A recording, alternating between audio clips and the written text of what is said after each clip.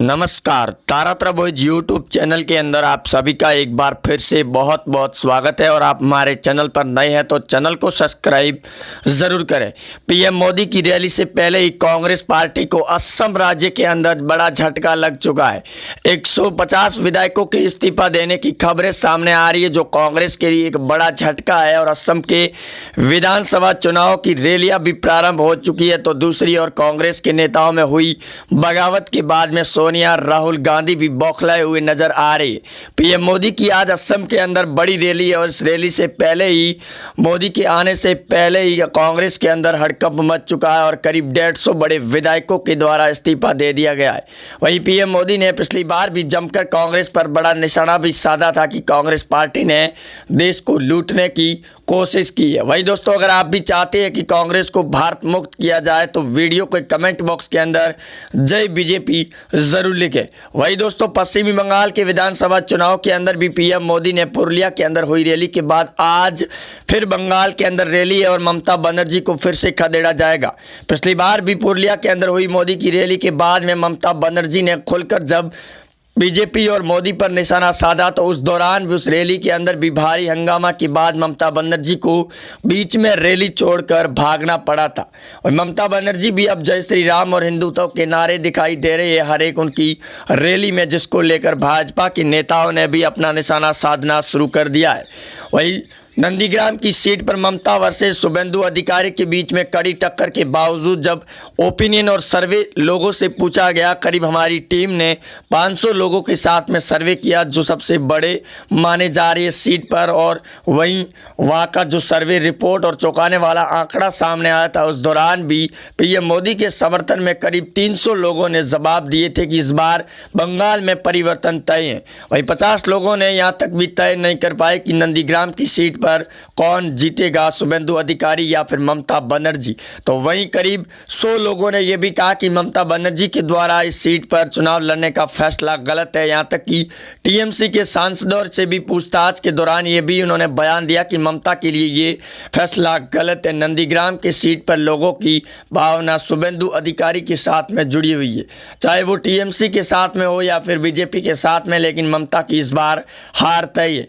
294 सीटों के महा ओपिनियन पोल और सर्वे रिपोर्ट्स के मुताबिक लगातार ममता बनर्जी को खदेड़ा ही जा रहा है। वहीं अन्य 4-5 राज्यों के चुनावों के अंदर भी लगातार यही आंकड़े सामने आ रहे हैं, जिनके अंदर 5 राज्यों के चुनावी ओपिनियन पोल की अगर दोस्तों बात करें तो यहाँ पर असम राज्य के अंदर एनडीए की सरकार बनती हुई नजर आ रही है। और अब ये साफ हो चुका है असम के अंदर की कांग्रेस पार्टी के 150 इस्तीफे विधायकों के देने के बाद में अब और भी तहलका मच चुका है। पश्चिमी बंगाल की 294 सीटों के अंदर अगर बात करें तो यहाँ पर 161 सीटों का आकलन पा रही बीजेपी पार्टी कड़ी टक्कर दे रही है ममता बनर्जी को। यहाँ तक कि ममता के लिए सिर्फ 70 सीटों का आकलन है और सीपीआईएम पार्टी को सिर्फ 13 सीटें ही दी जा रही है, यानी कांग्रेस लेफ्ट और सीपीआईएम पार्टी को सिर्फ 13 सीटें ही मिल रही है। वहीं दोस्तों, लगातार ममता और कांग्रेस के बीच में गठजोड़ भी दिखाई दे रहा है। तो वहीं दूसरी ओर केरल राज्य की सीटों पर भी लगातार प्रभाव पड़ रहा है और इन चुनावी मैदान के अंदर लगातार बढ़ रही इस सरगर्मियों के बावजूद भी ममता के लिए इस बात की चिंता भी तय हो चुकी है कि आने वाले चुनाव के अंदर अब ममता बनर्जी बौखलाई हुई नजर आएगी, और जिसकी वजह से पीएम मोदी एक बार फिर चुनावी रैली के अंदर पहुंच चुके हैं। इस रैली के दौरान ममता बनर्जी पर खुलकर निशाना पिछली बार भी साधा था और इस बार भी साधा जाएगा। वहीं आपको बता दें कि नंदीग्राम की सीट के अन्य राज्यों के साथ में काफ़ी ज़्यादा तुलनात्मक की जा रही है कि इस बार की चुनाव में बीजेपी पार्टी कड़ी मकसद भी कर रही है, जिसके चलते बीजेपी बड़े तौर पर अपना ऐलान जारी कर सकती है। वहीं महाराष्ट्र राज्य के अंदर भी कांग्रेस पार्टी को लेकर बड़ी बगावत देखने को मिल रही है, जहां उद्धव ठाकरे के खास रहे सचिन वाजे के खिलाफ में जब बड़े खुलासे हुए तो उसके बाद में कांग्रेस के नेताओं ने भी अपना रास्ता अलग कर लिया है। एनसीपी शरद पवार प्रमुख ने भी बयान देते हुए कहा कि एनडीए गठबंधन टूटने की घड़ी आ चुकी है। यहाँ तक कि सामना मुखपत्र के अंदर संजय राउत ने एक बार फिर बीजेपी पर निशाना साधते हुए कहा कि दिल्ली के अंदर बैठी बड़ी टीम महाराष्ट्र सरकार गिराने की कोशिश कर रही है, लेकिन इस कोशिश के बावजूद भी अब महाराष्ट्र की सरकार को बचना बड़ा नामुमकिन नज़र आ रहा है, जिसकी वजह से ममता के लिए बड़े संकेत सामने भी आ रहे और देखा जा सकता है कि ममता के लिए अब कहां से कहां तक सरकार पहुंचेगी। वहीं इस बीच में ममता के लिए भी इस बात की चिंता है कि आखिरकार सरकार वहां तक चलेगी या फिर नहीं चलेगी, क्योंकि पश्चिमी बंगाल के चुनाव में काफ़ी ज़्यादा ज़ोरों शोरों पर सरगर्मियां बढ़ चुकी है।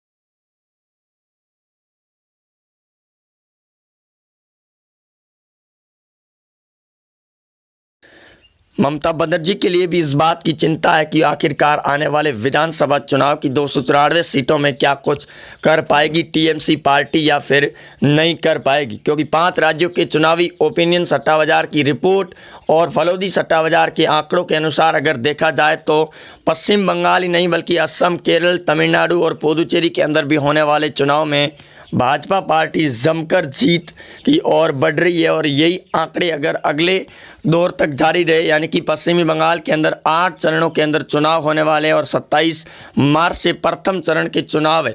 इस बीच में चुनाव को लेकर भी काफ़ी ज़्यादा सरगर्मियां बढ़ चुकी है और इस चुनावी मैदान के अंदर लगातार चल रही इस महाजोड़ के बीच में और भी ज़्यादा नए समीकरण आने की तैयारी में। इसी वजह से बीजेपी के नेता लगातार पश्चिमी बंगाल के अंदर बड़ी बड़ी रैलियां कर रहे हैं, तो वहीं कांग्रेस पार्टी को डबल झटके के चलते लगातार उनके नेताओं के बीच में गठजोड़ दिखाई दे रहा है। कांग्रेस पार्टी के नेताओं के इस्तीफे के बाद में G23 की बगावत भी देखने को मिल सकती है जल्द और बड़ी अपडेट भी सामने आ सकती है। वहीं आप जुड़े रहेंगे हमारे साथ में। जय हिंद, वंदे मातरम।